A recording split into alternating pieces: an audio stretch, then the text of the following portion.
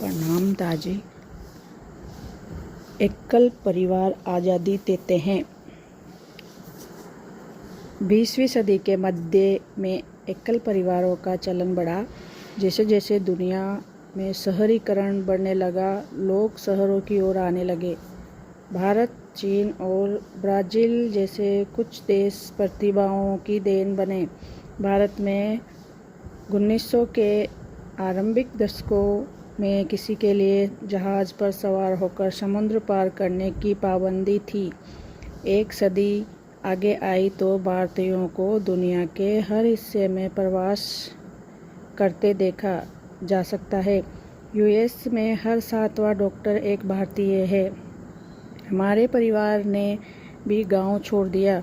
1980 के आरंभिक दशक में ही मेरे अधिकतर भाई बहन कल्ला गांव से गुजरात के अन्य शहरों में जाकर बस चुके थे। मेरे बड़े भैया और उनका परिवार गांव के घर और खेती की देखरेख करते हैं, लेकिन उनमें से कोई भी हमेशा वहां नहीं रहता। जहां तक मेरी बात है, मैं भारत में अपनी पढ़ाई पूरी करने के बाद यूएसए चला गया और न्यूयॉर्क शहर में अपनी उद्यम संबंधी यात्रा आरंभ की। मेरे 2 बच्चे हैं, दोनों बेटे हैं जो अब विवाहित हैं और उनकी भी संतानें हैं। वे यूएस में रहते हैं और अपने व्यवसाय बढ़ाने में व्यस्त हैं। मेरी कहानी मेरी पीढ़ी के बहुत से लोगों की कहानी से मेल खाती है। जब मैं सोचता हूँ कि पिछले कुछ वर्षों के दौरान परिवार किस तरह बदले हैं, तो एक बड़ा अंतर जो दिखाई देता है वो सामूहिक से व्यक्तिगत की ओर है। यह एक परिवार के भीतर व्यक्तिगत प्राथमिकताएं और पसंद उभरकर सामने आती है। समय के साथ समुदाय का रुझान आत्मनिर्भरता की ओर बढ़ा। इसका परिणाम था कि एकल परिवार सामने आए। एकल परिवार एक आत्मनिर्भर इकाई होता है जो निजी गोपनीयता और स्वतंत्रता प्रदान करता है। विस्तारित परिवार का प्रभाव ज़्यादा नज़र नहीं आता। उदाहरण के लिए, अधिकतर परिवारों में आज सब बच्चे कमाने लगते हैं तो उनकी आमदनी माता पिता से अलग हो जाती है। मेरा ऐसा कहना नहीं है कि यह सही या गलत है, बस पहले ऐसा नहीं होता था। अच्छी आमदनी, निजी स्वतंत्रता और तकनीकी के आगमन ने पैसा खर्च करना आसान बना दिया है। आज एक बटन के क्लिक पर आप कप से लेकर कोडो अपार्टमेंट तक सब कुछ Amazon.com पर खरीद सकते हैं। पहले ज़माने में अधिकतर परिवारों के लिए जीवन सीधा साधा था, लेकिन आसान नहीं था। आज एकल परिवार के लिए जीवन आसान है, लेकिन सरल नहीं है। एकल परिवार में माता पिता को ही सब कुछ अपने आप करना पड़ता है। अगर बच्चा बीमार पड़ जाता है तो अक्सर उन्हें कोई मदद नहीं मिलती। अगर स्कूल में स्पोर्ट्स डे, रेनी डे या किसी और वजह से अचानक छुट्टी हो जाए तो काम पर जाने वाले माता पिता के बच्चों का ध्यान कौन रखेगा? भोजन और खेलने की व्यवस्था जैसी छोटी छोटी बातें भी तनाव का कारण बन गई है, क्योंकि उनके पास मदद के लिए कोई नहीं है। अब वह सहयोग तंत्र नहीं रहा। DIY सब कुछ स्वयं करे। जीवन शैली में कामों का सिलसिला थमने का नाम ही नहीं लेता। एक छोटा सा भी काम नज़रअंदाज हुआ तो कामों का आभार दिखने लगता है। मैंने कई युवा परिवार देखे हैं जो इन सारे कामों को पूरा करने में दिन रात जुटे रहते हैं। माँओं को घर से बाहर पेशेवर और घर में होममेकर की दोहरी भूमिका निभानी पड़ती है। पिता कई तरह के काम करते हैं। माता पिता के तनाव की वजह उनका काम नहीं, बल्कि सहयोग तंत्र का अभाव है। अगर परिवार में एक बच्चे का जन्म हुआ है तो माता पिता के लिए बड़ी परेशानी पैदा हो सकती है। नवजात शिशु का स्वागत करना बहुत अच्छा लगता है, पर यह बहुत खर्चीला और तनावपूर्ण भी होता है। परिवार में किसी नए बच्चे के आगमन की खुशी को ऐसे शब्दों में बयान नहीं करते। जर्मनी के max Planck institute of demographic research के अनुसार बेरोजगारी, तलाक या प्रियजन की मृत्यु के अनुभव की तुलना में माता पिता पहली संतान के जन्म के पहले वर्ष में अपनी खुशी के स्तर में कहीं ज़्यादा कमी महसूस करते हैं। अपने परिवार का पालन करना सराहनीय हो सकता है, पर सब कुछ अकेले करने से इसका आनंद जाता रहता है। पहले ज़माने में चाहे कोई परिवार धनी नहीं होता या निर्धन, हर किसी के पास एक सहयोग तंत्र रहता था। किसी भी कठिन समय के लिए सबके पास सहारे के लिए कंधा होता था। आज धनी व्यक्ति अपने लिए पूरा गांव खरीद सकते हैं। वे आया, रसोइया और सफाई करने वाले सहायक रख सकते हैं, लेकिन मध्यम वर्गीय परिवार तो earning to afford day care syndrome, बच्चे को डे केयर में रखने से माता पिता को अतिरिक्त कमाई करने के लिए काफ़ी जदोजहद करनी पड़ती है, को हल करने में ही उलझे हैं। जिन परिवारों की आय और कम है वहाँ तो हालात और भी बुरे हैं। अधिकतर माता पिता को परिवार का भरण पोषण करने के लिए दिन रात काम करना पड़ता है। जब वे ऐसा करते हैं तो बच्चे अपना अधिकतर समय स्क्रीन पर बिताते हैं और कई बार भयानक डिजिटल गलियों में अकेले ही भटकने लगते हैं। आजकल एकल परिवारों का यह अलगाव हम सबको प्रभावित कर रहा है। अलगाव से अकेलापन पैदा होता है, जो सार्वजनिक रूप से सेहत को नुकसान पहुंचा रहा है। एक दिन में 15 सिगरेट पीने से सेहत को जो नुकसान होता है, उतना ही नुकसान लंबे समय तक अकेले रहने से सेहत को होता है। 2018 में हुए AARP सर्वेक्षण के अनुसार यूएस में 45 की आयु से अधिक 3 वयस्कों में से एक अकेलापन महसूस करता है। निर्धन परिवारों में तो 2 में से 1 इंसान अकेलेपन का शिकार है। जापान और यूके जैसे दूसरे विकसित देशों में भी अकेलेपन के चौंका देने वाले स्तर दिखाई दे रहे हैं। यूके में सरकार ने एक विशेष मंत्रालय बनाकर एकाकीपन मंत्री नियुक्त किया है। क्या आप चिंतित हैं तो इसे आजमाएं। अगली बार जब भी आप स्वयं को किसी भी तरह की चिंता से घिरा महसूस करें तो इसे आजमा कर देखें। अपनी डायरी में लिखें कि आपको किस बात की चिंता सता रही है।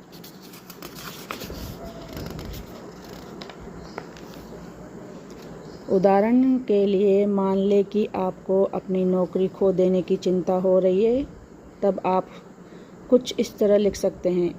क्या मैं अपनी नौकरी खोने के डर से चिंतित हूँ? क्यों? क्योंकि मेरी कंपनी में कटौती करने के लिए लोगों को निकाला। मैं क्या कर सकता हूँ? मैं अपना रेज्यूमे फिर से बनाना है, अपना बजट देखना है, कुछ नए कौशल सीखने शुरू करने हैं। जब हम अपनी चिंताओं को कहीं लिख देते हैं तो हमारा ध्यान भय और व्याकुलता जैसे नकारात्मक भाव से हट जाता है। समस्या को शब्दों में पिरो देने से उसे उसके उचित आकार में लाया जा सकता है। मैं नकारात्मक खोलने के बाद अकेलेपन के भाव के साथ ही एक छवि दिमाग में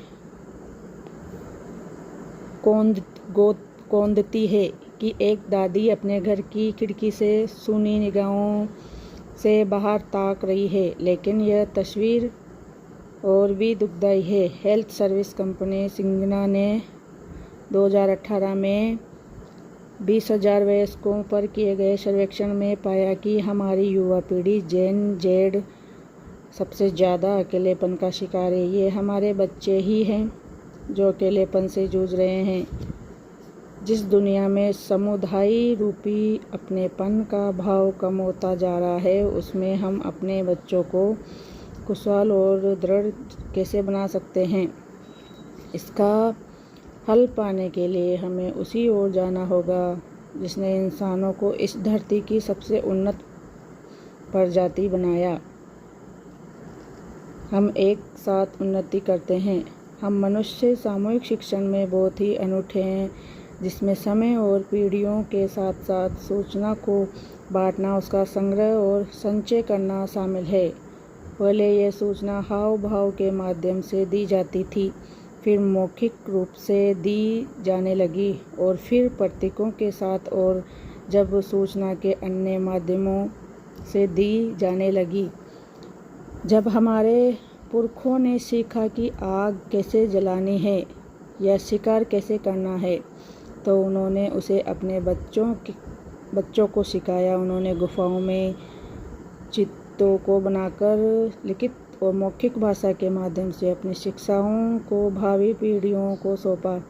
लेकिन पशु जगत में यदि कोई बंदर किसी छड़ी की मदद से पेड़ पर लटके आम तोड़ना सीख लेता है, तो वह ज्ञान उसके साथ ही समाप्त हो जाता है।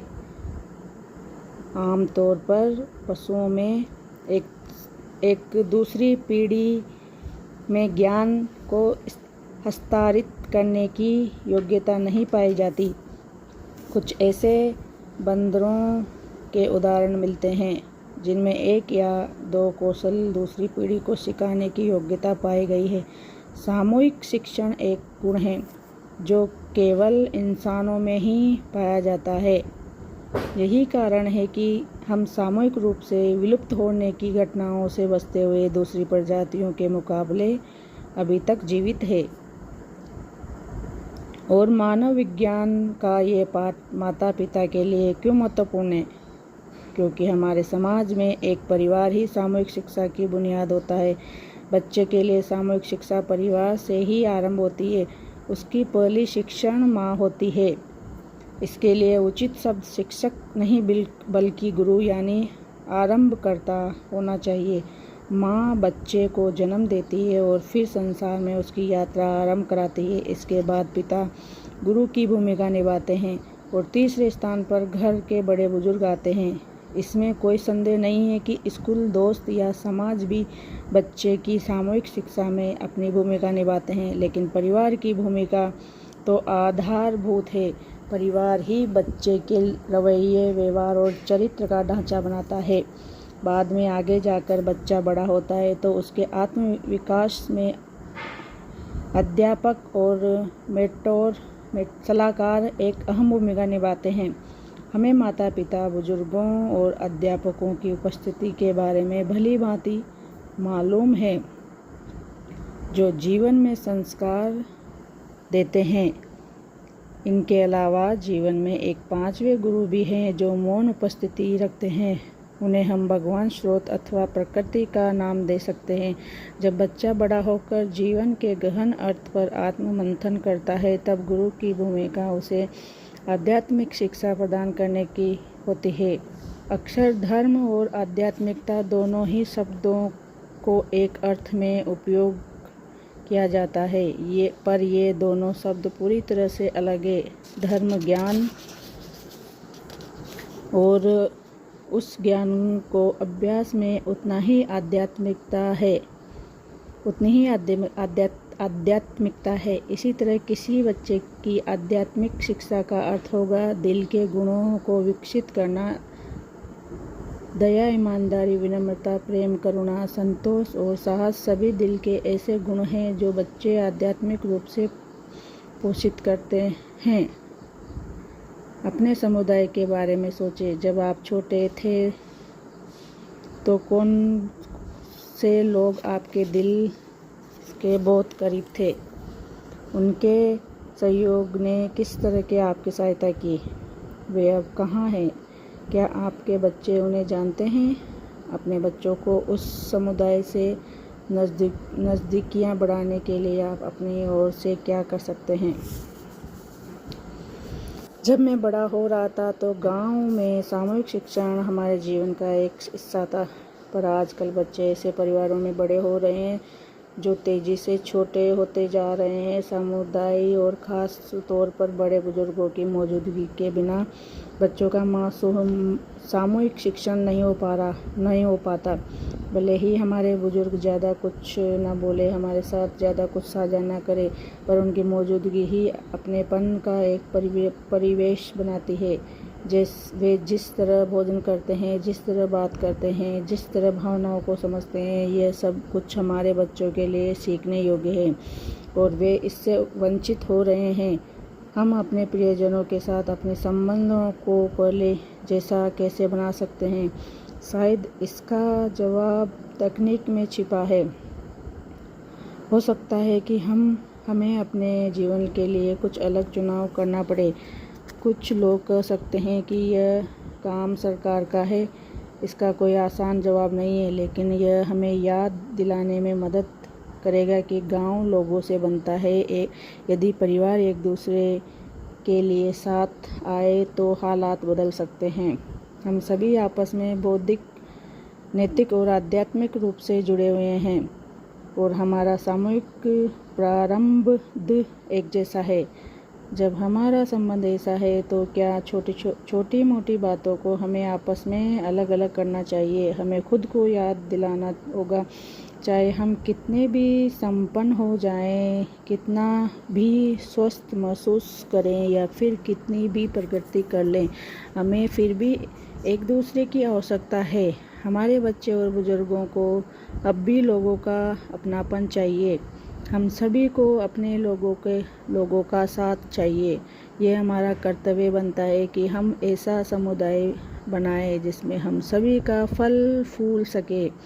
अब भी एक पूरा गांव चाहिए। प्रणाम मालिक।